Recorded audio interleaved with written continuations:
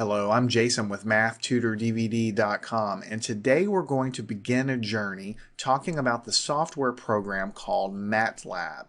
And MATLAB is a software program that pretty much any student in the science or engineering field is going to have to use at some point or another.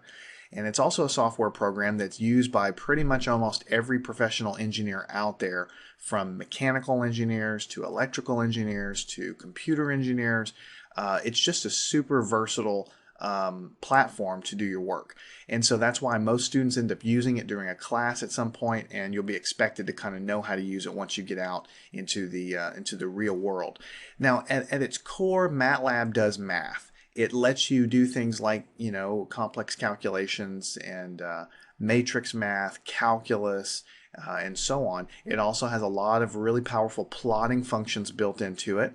But more than any of those things, so up to this point I've told you things it can do that sort of make it behave like a calculator. It's a super powerful calculator. I can type things into this window and get answers, right? It's a calculator. But more than that, it is a very powerful programming language.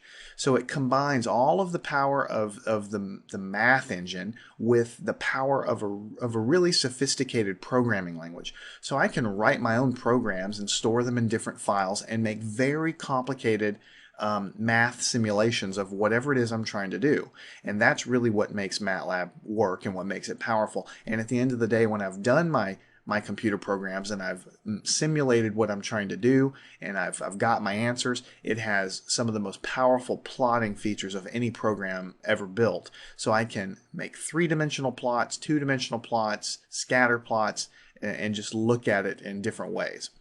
So what we want to do in this section is ease our way into it. MATLAB has thousands of functions that are available for you to use. And so what we're going to do is to crawl before we can walk.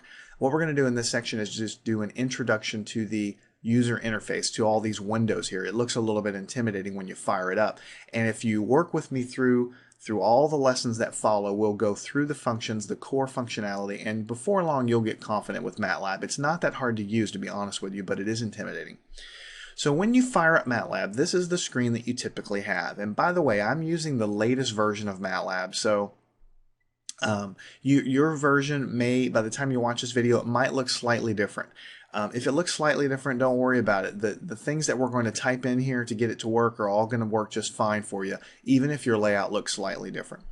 Here we're confronted front and center with what we call the command window. This is where we type things into MATLAB, and MATLAB gives us answers. So just as an example, 2 plus 3. You can think of this as a calculator window. 2 plus 3, hit the enter key. It gives us 5. Notice a couple of things happened as soon as I hit the enter button. It says ANS, that means answer, equals 5, right? At the same time that this happened, we had some activity on this side of the screen. Immediately we popped up in the workspace window, it says ANS and it says the value is 5. And over here down below, the command history popped up with 2 plus 3. Now I'll tell you what these windows are really for in a minute, but before we go any farther, let me type a few more things in. I think you'll get the hang of what's going on. 4 plus 4. Let me go ahead and hit enter. It gives us the answer is 8. And over here it updated this ANS with a value of 8, and it tells us now that we've typed in 4 plus 4. And I'll just do one more here. 10 minus 7 times 13. I can string these things along. Of course, MATLAB understands order of operations, so when we do this, it's going to do the multiplication first, and then it's going to do the subtraction, because that's the rules of algebra. So we're going to hit enter. We're going to get an answer of negative 81. Again, it updates the value of ANS to negative 81, and it tells us what we just typed in. So by and large, the most important thing for you to remember and understand is that the command window is where you type everything in, and MATLAB gives you answers. It labels the answer with ANS.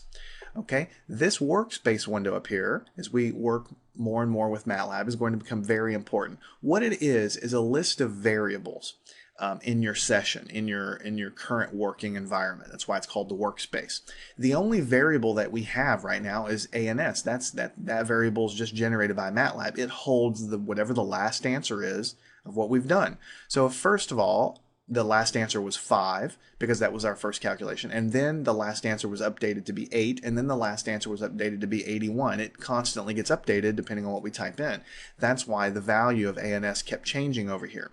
So basically, this is a list of variables. Right now, we only have one. This is the current value. As we type in more stuff, the value of the last answer is going to be updated. It's constantly telling you the value.